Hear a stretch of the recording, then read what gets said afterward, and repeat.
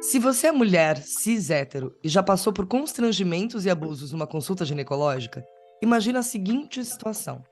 Você vai na consulta, conta que está numa relação homoafetiva, e só porque não tem relações sexuais com um ser humano com pênis, a pessoa que está te atendendo assume que você é virgem. Ou você é um homem que menstrua, que já passou por histórias que a gente, mulher cis, sequer imagina. E você, só de pensar em ir na consulta, já sente o estômago embrulhar. Educação sexual ensina sobre ciclo menstrual, métodos contraceptivos, ISTs, prevenção de abuso, mas também sobre orientação sexual, identidade de gênero e respeito. Ou pelo menos deveria, porque a gente sabe que esses temas são muito pouco ou nem são falados nas universidades, formando assim profissionais de saúde que não estão preparados para lidar com as múltiplas vivências e individualidades. O acesso à saúde é um direito garantido a todas, todes e todos por lei. Mas nós não somos estimulados a lidar com a sexualidade de forma natural. Ao contrário, alimentamos disforias e afastamos muita gente de procurar atendimento médico e informação. Você, profissional da saúde, sabe como lidar com as demandas específicas de pessoas LGBTQIA+? Sabe quais são os termos corretos e respeitosos? Sabe como informar sobre prevenção de IST no sexo entre vulvas ou entre pênis? Vamos lutar por uma sociedade mais justa e melhor? Eu me chamo Tassiana Fortunati, comunicóloga, diretora audiovisual, educadora e terapeuta menstrual, e esse é Podcast Eu Menstruo, conversas abertas sobre menstruação que vai muito além de fertilidade e sangue. E eu me chamo Carolina Pinhol, especialista em reprodução, mestre e doutoranda em biologia celular e educadora no @.serintime. O podcast Eu Menstruo existe para educar sobre menstruação e dar visibilidade a ela. Para que a gente consiga chegar em mais pessoas, você pode contribuir com a assinatura mensal de qualquer valor, 5, 10, 50, no Apoia-se, ou um Pix para podcasteumenstruo@gmail.com. Os links estão na descrição desse episódio. E se você conhece alguma comunidade ou grupo para que a gente possa entrar em contato e expandir esse conteúdo, fale com a gente pelo e-mail ou redes sociais, @eu.menstruo. Para o episódio de hoje, vamos falar sobre diversidade sexual e gênero e convidamos a doutora Cláudia Milan, que é uma mulher cis, bissexual, fisioterapeuta desde 2016, especialista na área pélvica e pós-graduada em sexualidade humana. É também professora em cursos de pós-graduação em fisioterapia, ativista pela causa LGBTQIA+, e co-criadora do primeiro curso brasileiro de fisioterapia pélvica com ênfase na comunidade LGBTQIA+.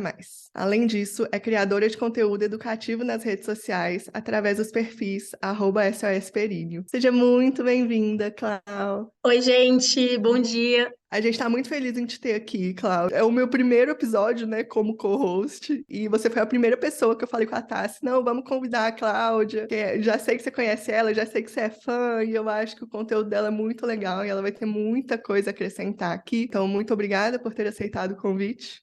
Eu sou E fã acho que mesmo, já interrompendo Carol, desculpa, sou fã pode mesmo. interromper. Acho Cláudia uma mulher divertida, sabe educar, além de gatíssima, sabe educar com entretenimento. Eu acho ela maravilhosa, de verdade. Eu tô muito, muito Ai, gente, honrada, obrigada. Obrigada pelos muito elogios, honrada, pelo carinho. muito honrada de conhecer a Cláudia, muito honrada dela ser a Abre Alas nessa nova temporada de Carol como co-host do nosso podcastinho. Abrir alas é uma coisa muito presente na minha vida. Muitas vezes a gente precisa abrir caminho, né, para outras pessoas, para outros profissionais, principalmente nessa área que a gente vai falar hoje, dentro da minha profissão. Então, fico muito agradecida pelo convite. Obrigada, meninas. É um prazer estar aqui falando sobre esse tema tão necessário e tão pouco falado, né? Tão necessário, principalmente para profissionais de saúde. É lógico que é necessário para a gente, enquanto sociedade, falar sobre essas questões. Mas quando se fala em profissionais de saúde, são profissionais que acolhem o ser humano, como não incluir a diversidade no rol de conhecimentos, no rol de especificidades? Como é que a gente não vai estudar vulnerabilidades específicas que são, muitas vezes, coisas que influenciam na qualidade de vida daquelas pessoas que a gente está atendendo. Então, existem vulnerabilidades próprias da comunidade LGBTQIA+, né, que precisam de um olhar do profissional de saúde, porque fazem toda a diferença, principalmente do profissional de saúde íntima, porque sexualidade e saúde íntima andam ali, né, lado a lado. Então, vamos questionar em consulta orientação sexual, identidade de gênero, mais do que perguntar para poder manejar o atendimento, para poder saber como tratar aquela pessoa. Começando aí pelas questões relacionadas à identidade de gênero, né? É impossível um fisioterapeuta, um profissional de saúde, hoje em dia, não ter conhecimento sobre isso. É inaceitável. Só que, infelizmente, isso acontece muito. Então, você não ter conhecimento do que é minimamente nome social, as diferenças entre identidade de gênero, orientação afetivo-sexual. Tem gente que pensa que é tudo a mesma coisa. Ah, LGBT? Todo mundo se relaciona com pessoas do mesmo gênero. Não, peraí, não é assim. Né? Identidade é uma coisa, orientação afetivo-sexual é outra. Então, a gente tem que começar a separar. Eu dou aula numa pós-graduação e é uma das poucas no Brasil que dão abertura para falar desses temas. Eu coloco no meu módulo de pós-graduação, no meu módulo de aulas, que é sobre saúde pública, questões relacionadas ao SUS, etc. É o primeiro módulo dessa pós, inclusive, eu incluo uma aula de diversidade, bases da diversidade para profissionais de saúde, e eu vejo pessoas a nível de pós-graduação que não fazem ideia dessas questões, que influenciam tanto na vida de quem a gente atende. Influenciam tanto na vida em sociedade, como na questão de saúde. Porque se a gente não sabe nem como se referir a uma pessoa que chega ao nosso serviço, a gente está afastando aquela pessoa do serviço. Enquanto profissional de saúde, a minha formação me ensinou que eu tenho que trazer as pessoas para o serviço. Eu não posso afastar. Cabe a mim, né, me atualizar, tá a par de tudo que acontece na sociedade, de tudo que é inerente ao ser humano. E a diversidade é algo intrínseco ao ser humano. O ser humano é diverso, o ser humano é plural. Já passamos da época de ignorar. Não existe mais essa possibilidade. Uma coisa que me encanta nesse podcast, que todas as pessoas que passaram por aqui são movidas por uma revolta. Elas começam a abordar aquele assunto por uma revolta. E eu me identifico, né? Porque quando eu comecei a estudar sobre ciclo menstrual anos atrás, foi desse mesmo lugar. Eu falei, como que ninguém me falou isso antes? Como ninguém está dizendo o quanto estes hormônios são importantes para a minha saúde e o quanto eles influenciam em toda a minha existência, né? Bom, se ninguém tá falando, eu vou começar a falar. Então, eu gosto dessa... Por um lado, é triste, né? Porque, poxa vida, como que a gente não tá olhando para isso? Mas eu gosto dessa mobilidade, principalmente nas mulheres. Eu sinto isso muito nas mulheres. Se mobilizam muito desse lugar, assim, sabe? Não, peraí. Para tudo, que a gente tem que parar e conversar sobre uma coisa que é natural, coisa básica, que existe desde que o mundo é mundo, que é a diversidade, que é o ciclo menstrual, que é a reprodução. Então, eu acho que a gente pode, aqui nesse podcast hoje, prestar um serviço, dar uma pequena aula, né? A gente não vai esgotar o tema, os nossos episódios são propositalmente curtos, porque é para inspirar as pessoas a ficarem curiosas, a buscarem mais e não desgastar, porque a gente tá com tanto conteúdo nesse mundo, né, gente? Tanta coisa para dar conta, que ninguém mais... Eu, pelo menos, não tenho paciência de ouvir podcast de 2 horas e meia. Sinto muito, gente, para quem faz, não ouço. Nem no vezes 2. Então, vamos dar uma aulinha, Cláudia? Fazendo link com menstruação, as definições. Quem menstrua? Quem menstrua? Quem tem útero, independentemente da sua identidade de gênero, orientação afetivo-sexual. Então, vamos começar do começo. Vamos falar um pouquinho de identidade de gênero. O que é identidade? Quem você é, que é diferente de orientação afetivo-sexual, que é por quem você vai se interessar para se relacionar. Percebam que é diferente, todo mundo tem a identidade, que é quem aquela pessoa é, que independe de por quem aquela pessoa vai se interessar. Então, todo mundo tem essas duas características. Falando um pouquinho de identidade de gênero é uma característica autoafirmada. Ou seja, é a própria pessoa que afirma, ela não pode ser atribuída a você por terceiros. O que é uma pessoa cis? Como na introdução, né, foi falado, eu sou a Cláudia, eu sou uma mulher cis bissexual. Cis é o meu gênero. O que é cisgênero e trans? Transgênero, pessoa trans. Cis é uma pessoa que, quando nasceu, o médico olhou, falou, essa pessoa é de um gênero. Quando essa pessoa cresceu, essa pessoa vive esse gênero, ela se identifica com o gênero que lhe foi atribuído ao momento do nascimento. Eu, por exemplo, eu sou uma mulher cis. Então, quando eu nasci, o médico me olhou, por eu ter aparelho genital com vulva e vagina, me classificou como gênero feminino, como uma menina. Eu cresci e me identifico com o gênero feminino. Vivo o gênero feminino. Logo, eu sou uma mulher cis. Se eu tivesse crescido e me identificasse com o gênero masculino, eu seria um homem trans, entendem? Um homem trans, uma pessoa trans, é uma pessoa que se identifica com um gênero diferente daquele que lhe foi atribuído ao nascimento. E orientação afetivo-sexual, como eu disse no começo, é por quem eu vou querer me envolver. Isso não depende se eu sou uma pessoa cis, se eu sou uma pessoa trans, tá? Existem pessoas cis hétero, bissexual, lésbica, gay, pansexual, assexual, do mesmo jeito que existem pessoas trans, hétero, lésbica, gay, bissexual, pansexual, entendem? Então, voltando a falar sobre menstruação. Quem menstrua? Quem tem útero. Como a gente pode direcionar o olhar? Mulheres cis, então mulheres que nasceram, foram classificadas como mulheres quando nasceram e se identificam como mulheres. Homens trans, então são homens que quando nasceram foram colocados ali na caixinha feminina, mas se identificam como homens, homens trans. Pessoas não binárias são pessoas que não se encaixam em nenhuma das duas caixinhas ou se encaixam ora em uma caixinha, ora em outra. Seria o gênero fluido, né? Faz parte da não binariedade, ou se encaixam nas duas caixinhas ao mesmo tempo. Então, vamos imaginar gênero como duas caixinhas. Quando você nasce, te colocam em uma caixinha. Se você permanece naquela caixinha, você é uma pessoa cis.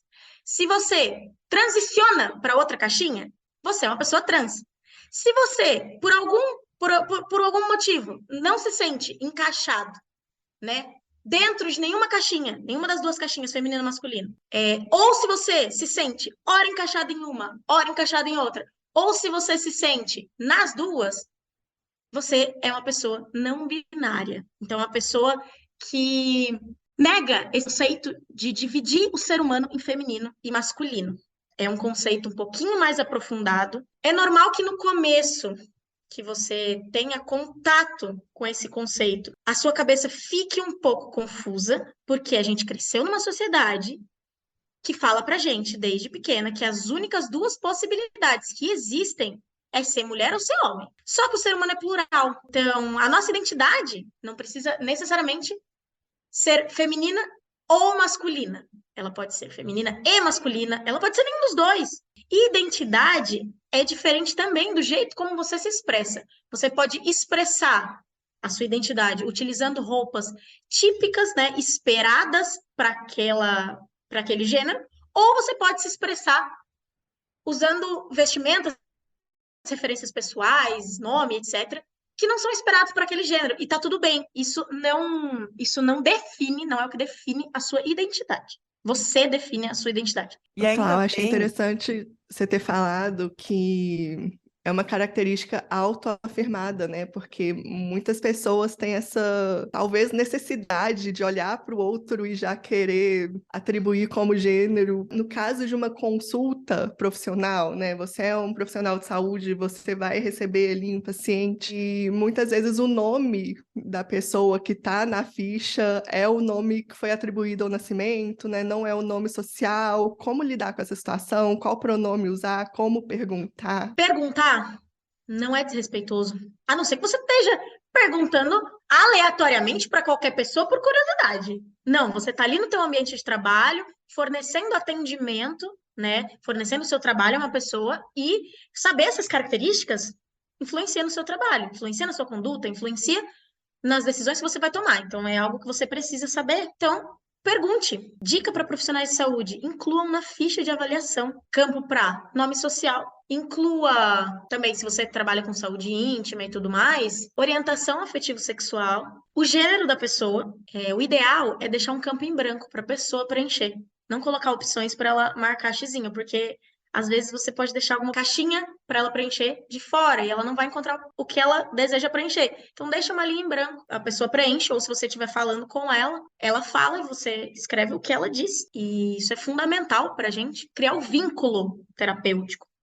Quem é profissional de saúde vai saber do que eu estou falando. O vínculo terapêutico é a relação de confiança entre profissional e paciente, precisa existir, senão o paciente não volta.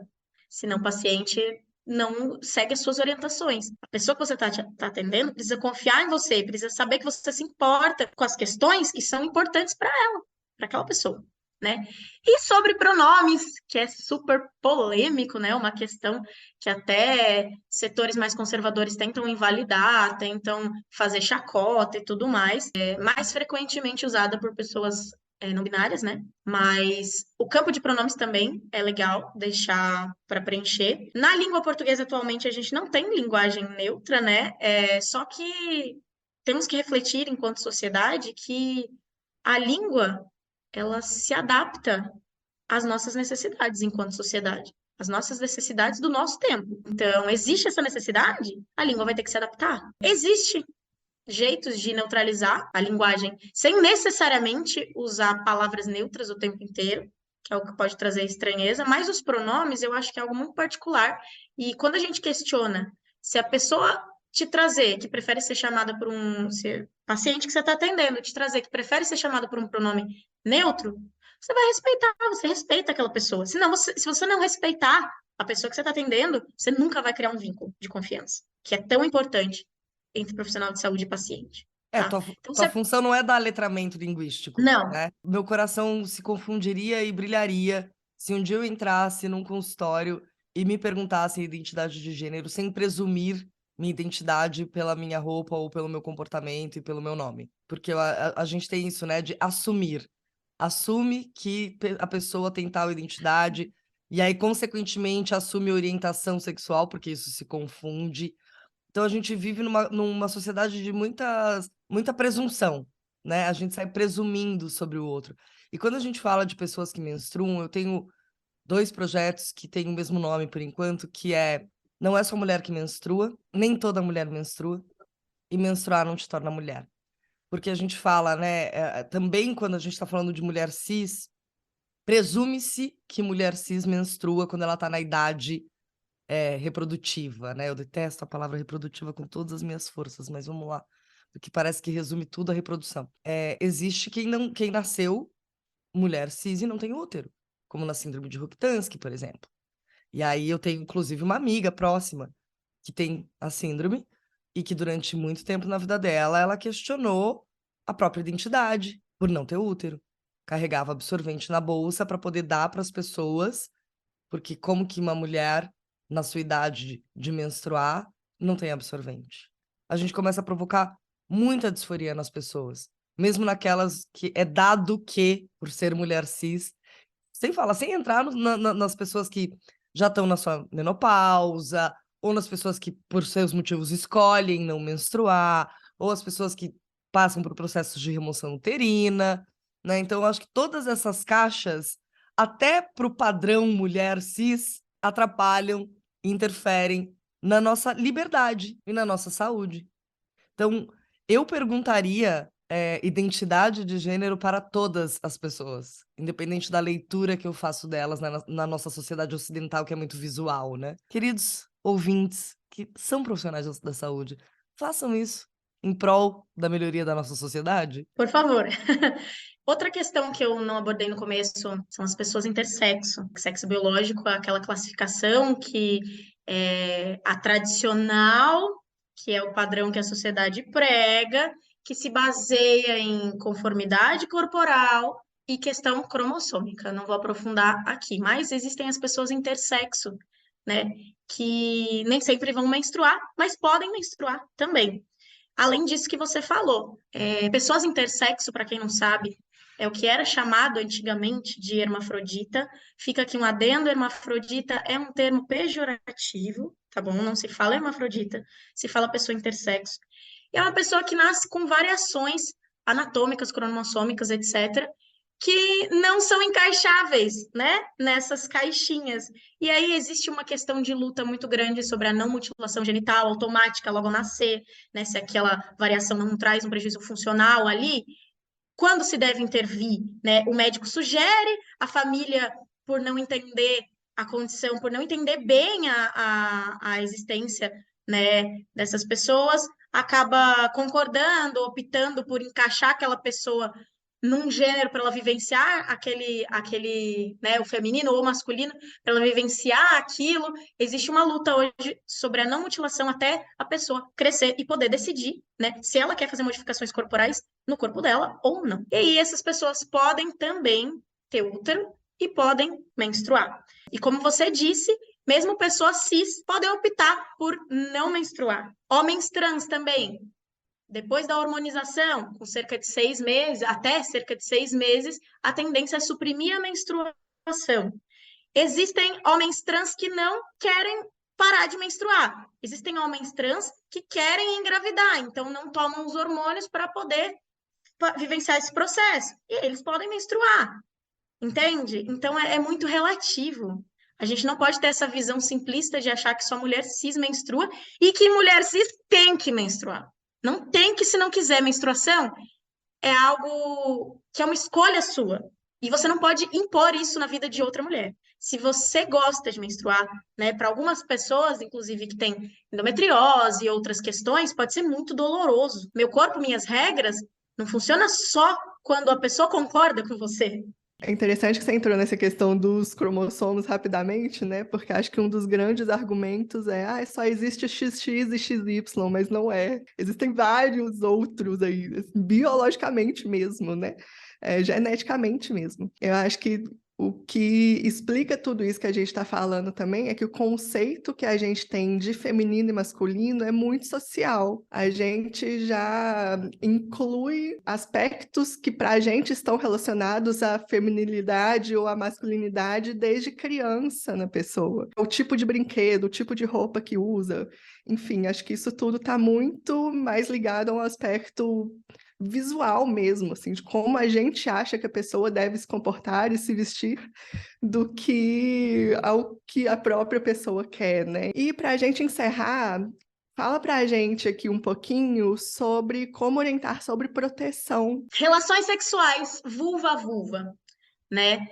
Como fazer a proteção? É muito complicado falar disso, porque não existe um método que seja 100% confortável, anatômico, funcional. O que a gente tem para falar a verdade é gambiarra. O que é acessível, gambiarra. O que se faz é um corte no preservativo, ou o preservativo para vagina, ou o preservativo para pênis. É outra questão de linguagem para a gente, né, mudar. Como a gente está vivendo uma transição aí para essa social, eu diria, para essa desgenerificação. Preservativo para pênis, você pode cortar, posicionar na região íntima da outra pessoa para poder fazer o encostar, que chama tribadismo, tá? O encostar ali de vulvas. E quando a gente fala em menstruação, complica um pouquinho mais, porque o sangue é uma secreção, né, corporal que tem um grande potencial para a transmissão de diversas infecções. Então, o contato, ali, aquela troca, se a gente for pensar que a comunidade LGBTQIA+, também é quem menos faz os exames de rotina,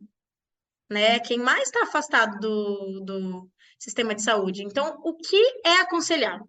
É aconselhável usar essa camisinha cortada, ou se você tiver oportunidade, essas adaptações mais anatômicas, então, essa roupa íntima de látex ou outros tipos de materiais, se você tiver alergia ao látex, óbvio, né?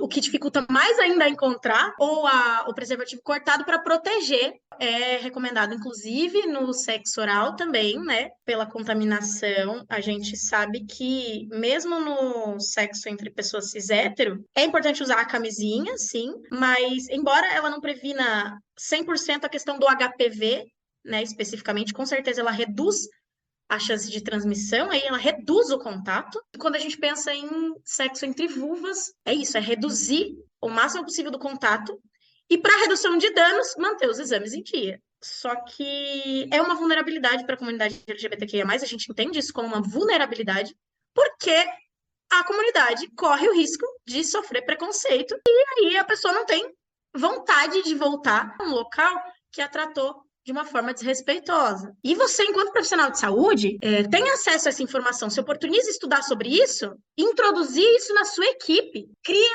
espaço para essas discussões, para essas pautas, para abrir os olhos dos colegas sobre isso, porque quem não tem vivência dentro do meio LGBTQIA+, muitas vezes não tem um olhar aguçado para isso, não imagina que é um problema, porque não vive esse problema. E é por isso que a gente precisa de pessoas com local de fala, sendo ouvidas, né? Por isso que a gente precisa se oportunizar a entrar em contato com narrativas de pessoas que vivem os problemas. E respeito e ética é a primeira coisa que a gente tem que aprender como profissional de saúde, né? Não cabe a nós querer julgar outra pessoa. Então, Você falou no início do episódio que pessoas que têm certas dores se mobilizam, se movem mais. Eu acho que a gente precisa se mover mesmo. Quem vai mudar o mundo é quem está fazendo o mundo. E a gente está fazendo história. Sendo as primeiras pessoas a falarem de algo dentro da profissão, sendo as primeiras pessoas a terem um olhar humanizado sobre certas questões. Estamos abrindo caminho para quem está vindo depois da gente usufruir de um mundo mais justo, de um mundo melhor. muito obrigada, Clau. E me conta onde as pessoas podem conhecer melhor o seu trabalho. Para conhecer melhor o meu trabalho, você pode acessar o @SOSPeríneo em todas as redes. E agora no podcast, né, temos esse episódio, que é o primeiro da Carol. Me sinto muito honrada por estar aqui fazendo parte desse momento. Espero poder voltar mais vezes. Agradeço muito pelo convite. É um prazer estar aqui, podendo usar esse espaço de vocês também para contribuir. Em uma palavra, a primeira que te atravessar, sem julgamento, sem overthinking. O que é menstruação para você? É vida. Você que está com a gente, fez sentido? Obrigada pela companhia. Espero que a gente tenha trazido luz. Eu tenho certeza que esse episódio veio para expandir a sua autopercepção e a percepção das pessoas que estão ao teu redor. Seja você profissional da saúde ou não. Se você expandir isso, serve para todas as áreas, de todos os trabalhos, de todas as relações humanas. Se você já viveu uma situação constrangedora, independente da sua identidade de gênero, da sua orientação afetivo-sexual, se você sentir, compartilha com a gente nas nossas redes sociais, porque eu sempre falo, né, que é na troca que a mágica acontece. É quando a gente ouve a história do outro que a gente se geolocaliza, que a gente entende as nossas dores, os nossos privilégios e, principalmente, que a gente percebe que a gente não está sozinho. Se você não se sentir à vontade, mas ainda assim quiser compartilhar, vem na DM, vem no nosso e-mail, vem contar a sua história, porque acho que é ouvindo essas histórias e compartilhando elas que a gente vai entendendo cada vez mais a importância de fazer diferença no mundo, como a Clau falou. Eu me chamo Tassiana e eu menstruo. Eu me chamo Carolina e eu menstruo. Eu me chamo Cláudia e eu menstruo. Esse foi o podcast Eu Menstruo, mas a conversa jamais acaba aqui. Ela continua no @eu.menstruo nas redes sociais. Se você ficou com alguma dúvida ou quer compartilhar uma história sua com a gente, manda texto no oi@eumenstruo.com. Beijo grande.